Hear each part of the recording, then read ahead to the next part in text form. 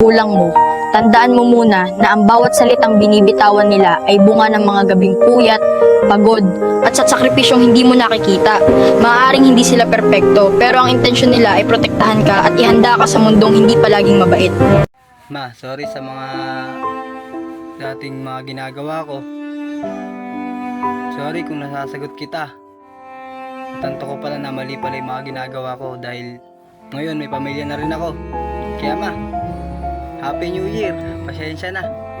Hindi ko na uulitin yun. Hindi na.